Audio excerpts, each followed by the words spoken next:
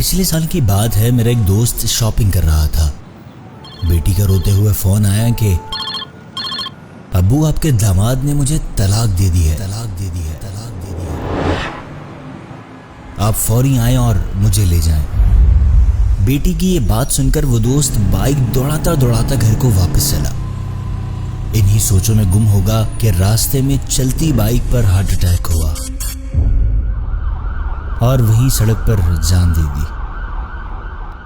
اب طلاق یافتہ عورت کے لیے طلاق کے غم کے بعد باپ کی موت کا دکھ تو تھا ہی، اس کے ساتھ ساتھ بھی بہت کچھ ہوا، لیکن ابھی جو بتانا چاہ رہا ہوں بہت اہم ہے۔ علیحدگی کے کچھ دن بعد میری بیگم اس بچی سے ملی اور پوچھا کہ بیوی 3 بچوں کے ساتھ خاوند نے تمہیں کیوں چھوڑ دیا؟ الزامات کی ایک لمبی فہرست تھی، جس میں بطور خاص شوہر کی غربت کا رونا بہت زیادہ تھا۔ کوئی خاص وجہ سمجھ نہیں آئی۔ میری بیگم نے بطور خاص یہ بات بھی نوٹ کی کہ محترمہ برانڈڈ سوٹ پہنی ہوئی تھی اور ہاتھ میں 1.5 لاکھ والا آئی فون تھا جو اسی غریب شوہر نے لے کر دیے تھے۔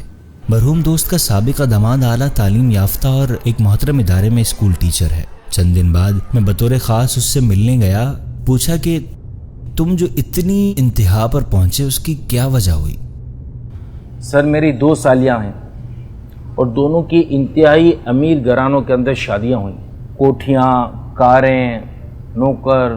جب بھی میری بیوی ان سے ملنے کے لیے جاتی ہے میرے گھر میں جھگڑا شروع ہو جاتا۔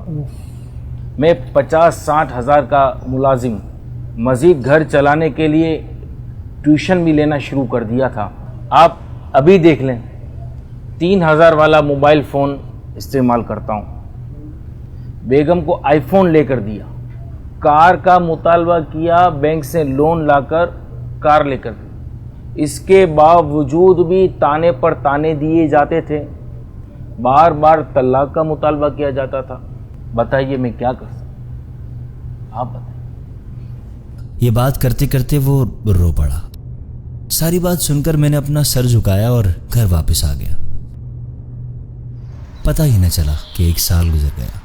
مرحوم دوست کے گھر کی دوبارہ معلومات لیں تو پتہ چلا کہ اس وقت وہ علیحدگی یافتہ بیٹی کسی بنگلے میں تو کیا جاتی، اپنے شادی شدہ بھائی کے 3 مرلہ مکان کے اوپر والے کمرے میں رہ رہی ہے۔ اوپر ایک گندا سا واش روم ہے لیکن کچن نہیں ہے۔ بچے نیچے جائیں تو ان کی ممانی تھپڑ لگا کر انہیں واپس اوپر بھگا دیتی ہے۔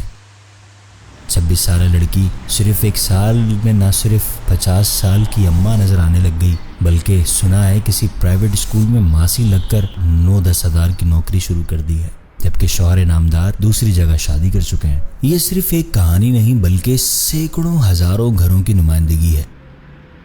یاد رکھیے، اپنی اولاد بالخصوص بیٹیوں کی یہ تربیت ضرور کریں کہ ضروریات کے ساتھ جینے والے کبھی پریشان نہیں ہوتے، کیونکہ ضرورت فقیروں کی بھی پوری ہو جاتی ہے اور خواہشات بادشاہوں کی بھی ادھوری رہ جاتی ہے۔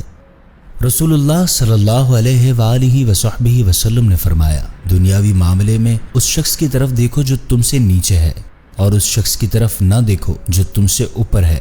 یہ زیادہ لائق ہے کہ تم اللہ کی اس نعمت کو حقیر نہ جانو جو تم پر ہے۔